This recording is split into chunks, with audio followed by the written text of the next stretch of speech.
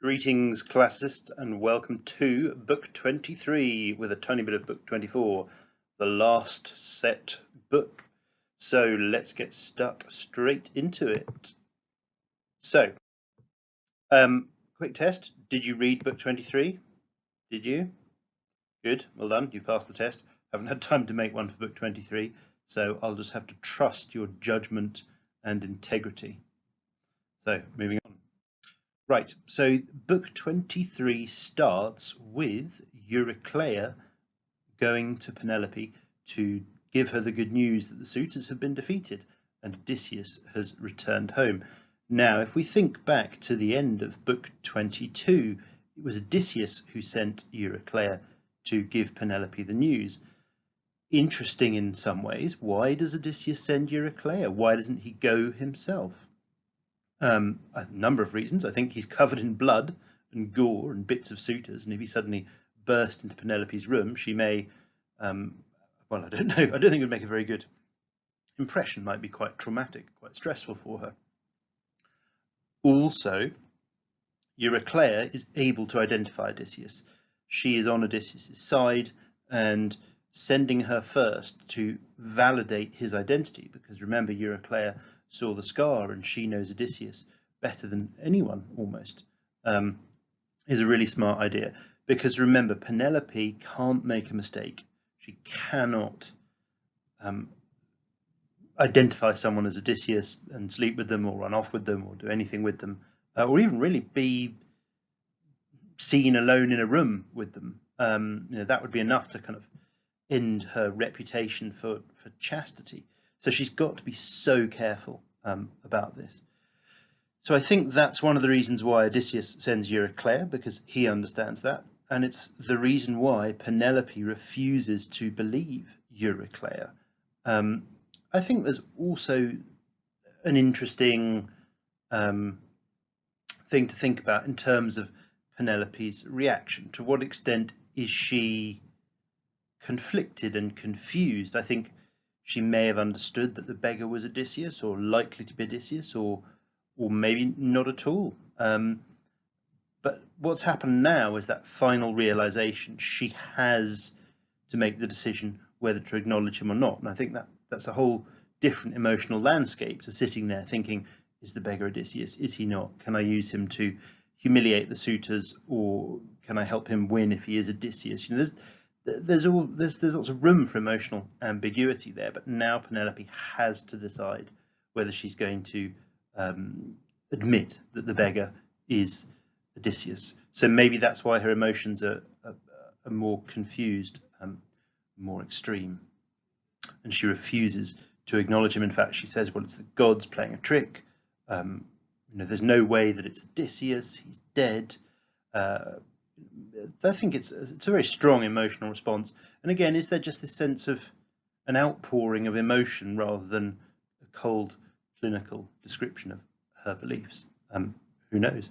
Imagine the emotion that Penelope is feeling after 20 years of Odysseus being away, and suddenly the world has changed again. So there's a lot going on for Penelope. So I think we can sympathise with her emotions at this point. So Penelope agrees to go and meet the beggar, the person who has killed the suitors. Even if she's unsure of their identity, it's important that she goes to see them, and she does. Eurycleia takes her down, and she has this important and interesting, if you like, emotional reunion with Odysseus. And as we've talked about before, it's, Penelope is taking a huge risk in a sense by identifying the beggar as Odysseus, and even just clasping him and kissing him could be a mistake that gets her killed or ends her reputation for chastity. There could also be an element of anger or an element of uncertainty with Penelope, and there's no reason why all of these things can't be going on at the same time. She's been away, Odysseus has been away for 20 years.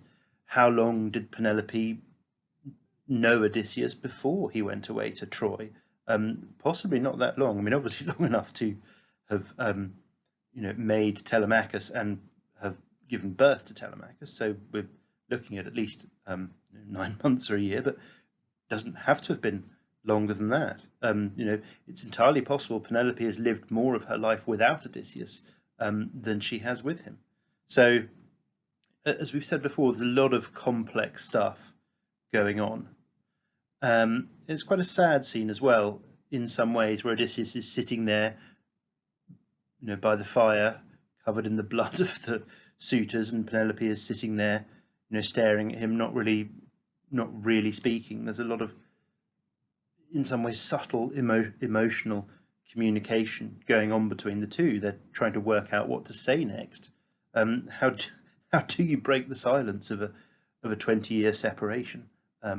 It's complicated, and Telemachus, being a complete prat, does that with a statement that shows he absolutely has no understanding of the female mind. He's angry with Penelope, and that's because he's an idiot. He understands the sort of basic principle of chastity and all that sort of thing, but he clearly has never really understood the complex problems that his mother has had to deal with, and thus he says, let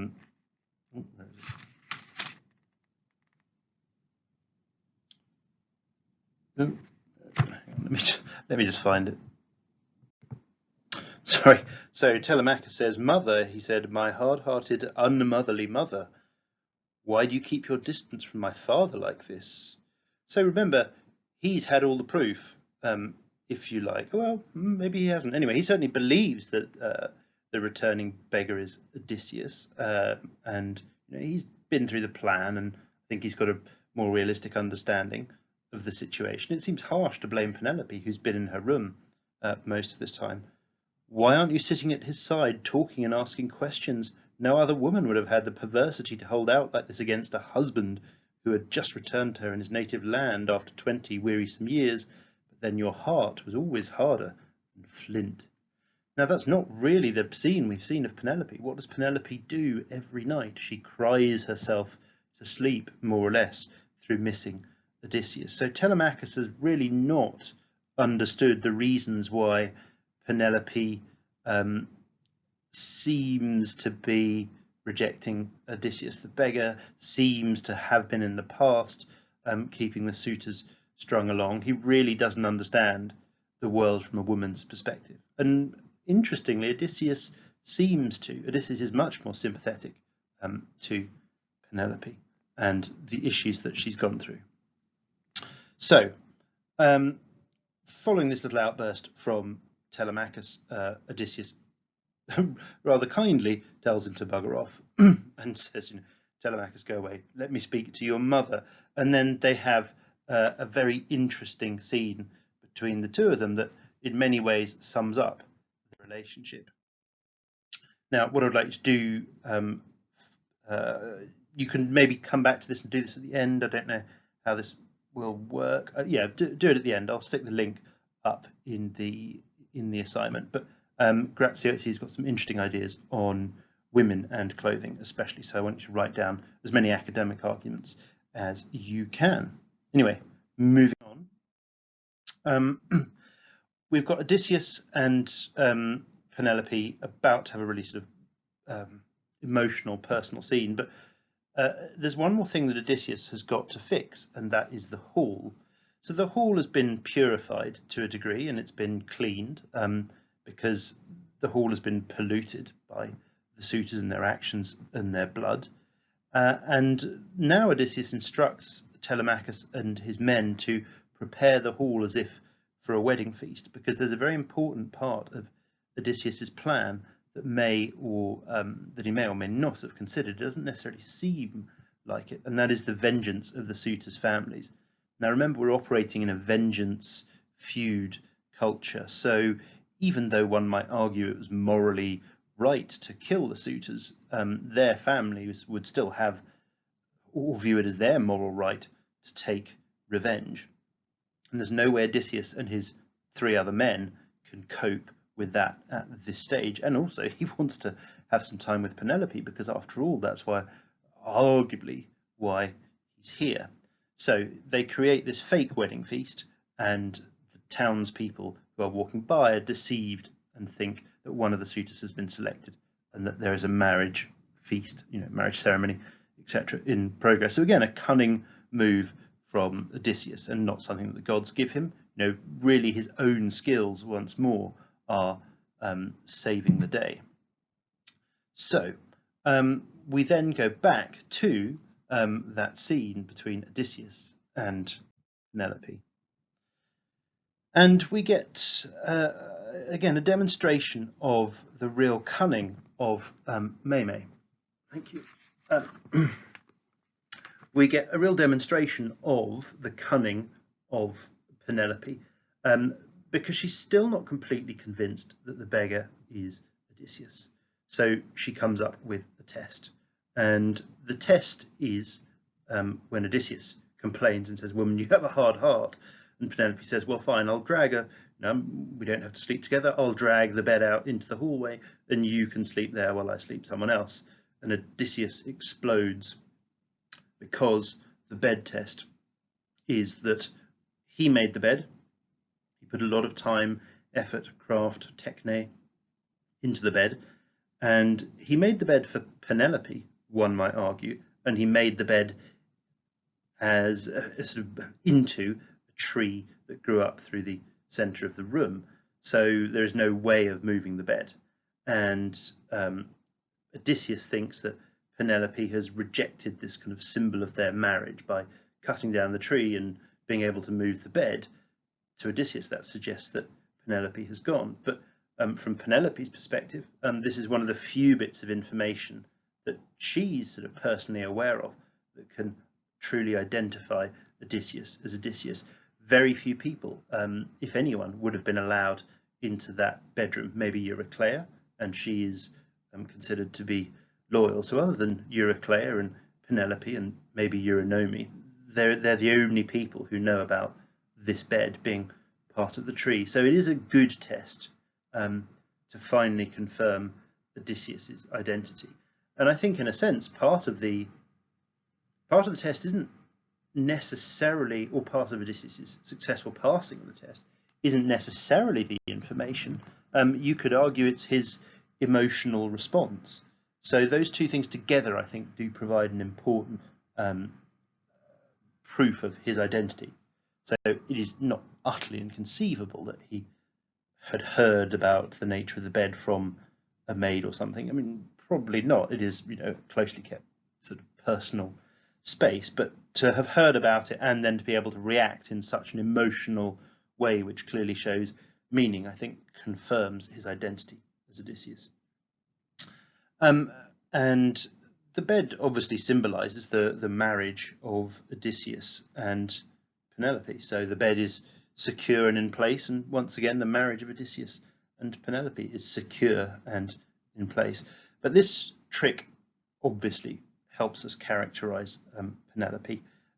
She is intelligent, and her intelligence is put to the use of fidelity and chastity and her reputation and loyalty to the oikos. So we saw that again with the weaving of the shrouds, with the extraction of gifts from the suitors, with all sorts of things. And that characterizes her intelligence as different to that of some of the more negative women in the book, like Helen and Clytemnestra, as we've talked about before, who use their intelligence for their own ends, for passion, for magic, for slightly less moral purposes. So we then get a sort of a beautiful scene, if you like, where Penelope throws herself at Odysseus when the dam finally bursts, and she acknowledges and understands as much to herself as anyone else that the beggar is Odysseus. And that is line 209 to 231. So what I would like you to do is stop the video and do a 10-mark question. So you've got 12 minutes, and the question is, how does Homer portray the character to Penelope? How does Homer portray the character of Penelope and her feelings for Odysseus? So there's two parts to consider here: character and feelings. Now, I'd say there's two ways of going about this. I think you could do a paragraph on character and a paragraph on feelings with 3 or 4 points in each. I think, especially in this situation with fighting cats, you could do you could look at a particular example and think about how that portrays both her character and her feelings. So, if we look at the first line where she waits for the validation of Odysseus and then explodes with emotion, she throws herself at Odysseus. You've got that sense of loyalty, which is obviously her character, and her pent-up emotion and that desperation to be with Odysseus once his identity is confirmed. That's the sort of feelings for Odysseus. So you can use examples to cover both feelings and character if you like. Anyway, so stop the video and give yourself 12 minutes or 15 if you've got a bit of extra time, and then come back. Good, well done. So here are a few ideas as to how the exam board think you should answer it. And there are so many different ways to do it, especially with English Lit, especially with a sort of big passionate scene like this. But have a quick read through. There are some points or some principles or some ideas that are worth picking out. This sort of exam guidance is a little bit I don't always agree with it, but have a look at the way they approach it.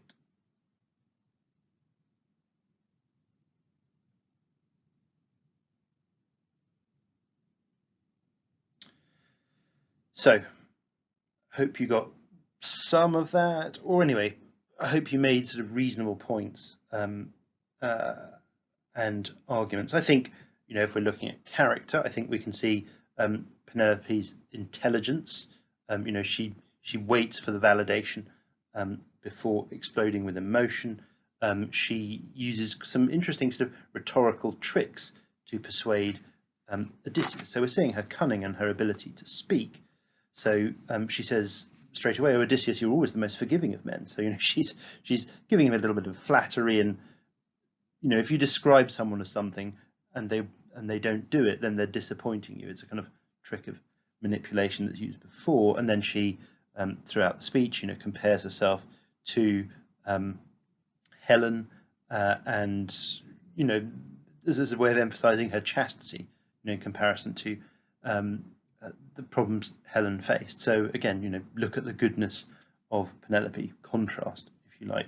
So she's emphasizing her cunning, her chastity, her intelligence, her ability to speak, and her loyalty. Then in terms of feelings, we see this kind of passionate love for Odysseus with the kissing, the throwing of the arms, the bursting into tears, perhaps a little bit of nervousness or fear. She's making excuses about why she hasn't recognized him. Yeah. Is there a bit of nervousness here? Is there a little bit of fear? Is there a little bit of confusion because she hasn't seen him for 20 years? All of these things would be sort of valid points or ideas to pick out. I'm sure you absolutely smashed it. Anyway, moving on. So line 2, 3, 1, we then get a very interesting simile here, and it is probably worth reading. So let's just dig it out again. Where are we? Have I got it? Yeah.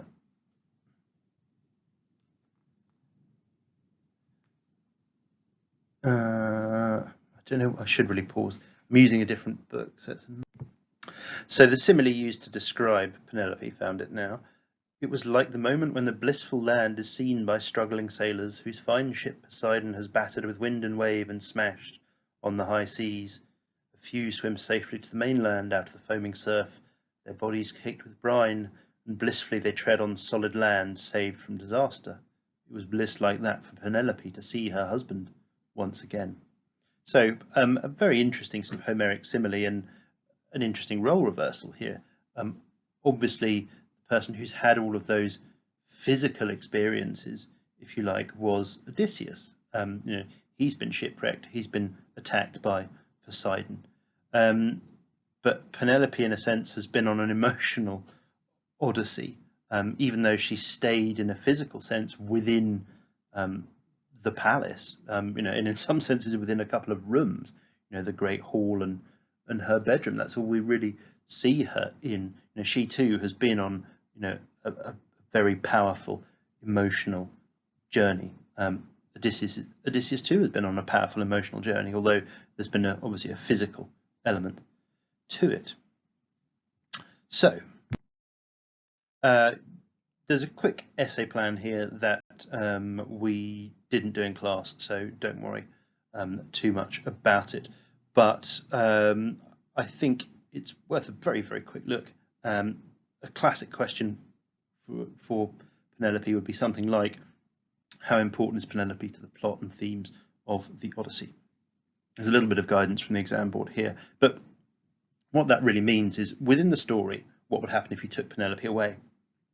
Would the bow test still succeed? Would Odysseus still want to go home? You know, would Telemachus still be alive? Those kind of things.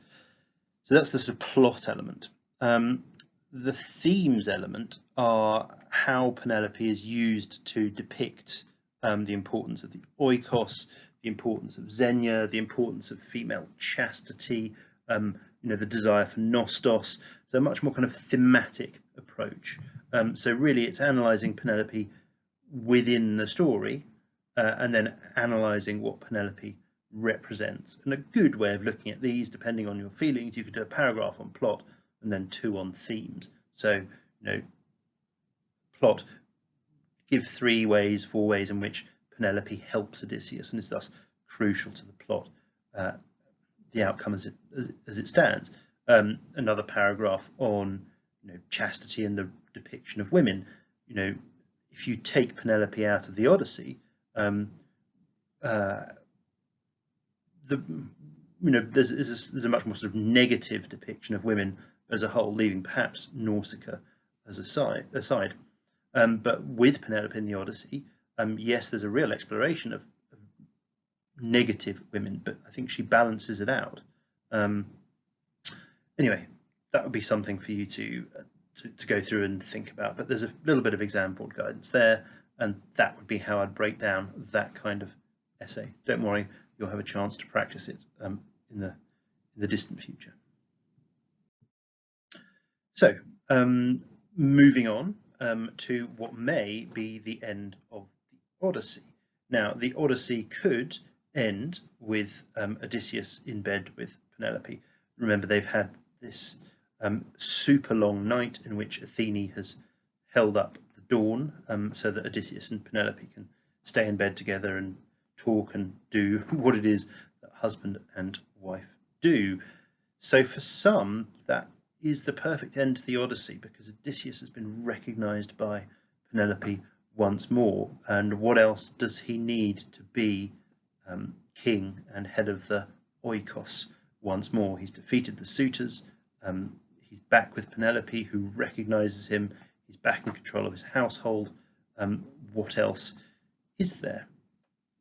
Now, arguments against, well, there's also some literary arguments in that the rest of the Odyssey, not so much Book 23, but Book 24 is, I don't know, lots of people do view it as inferior in terms of style. It does feel a little bit like someone's trying to copy Homer and has just stuck a book on the end, but that's controversial and will get you stabbed in certain colleges in Oxford and Cambridge, so you need to be careful with that one. The arguments against are that there's a really important role of Odysseus that is not necessarily fulfilled or completed, and that's a bringer of social harmony as a king. So he's brought harmony back to the Oikos, but he hasn't brought harmony back to the country, to the kingdom, and that's what needs to happen in Book 24, and it does through a rather sort of strange intervention, but we'll get onto that in a bit.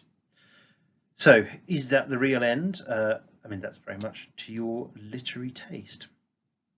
Anyway, after that, we get Odysseus telling Penelope the story of his wanderings. So that goes on for a while, and it's a bit of a recap. I don't know if it really adds much to the story to go through it in any depth. He just gives a brief overview of all the places he saw and things he did, and so on and so forth. Very interestingly, and worth pointing out, whilst he mentions that he slept with Circe and Calypso, he leaves out Nausicaa.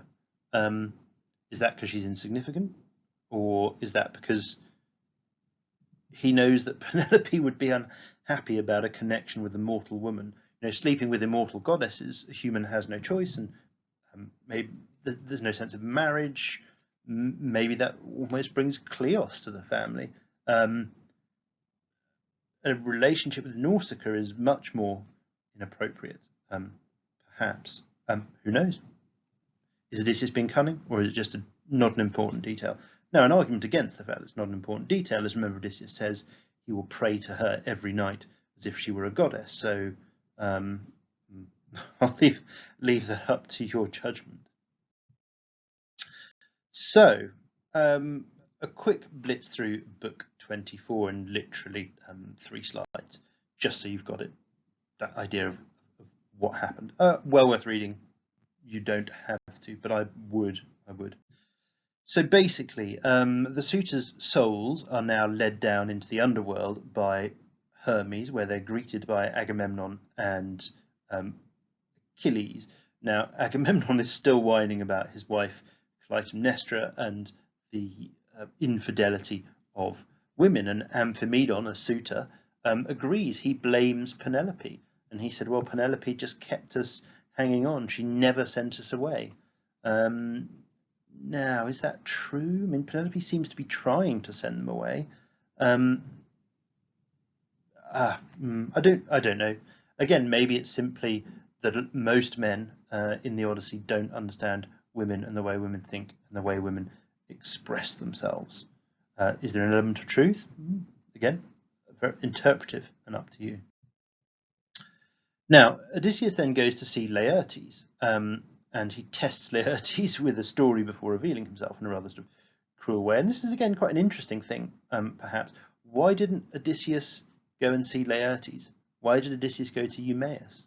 I mean, yes, Athene pushed him there, but why didn't Athene push him to Eumaeus?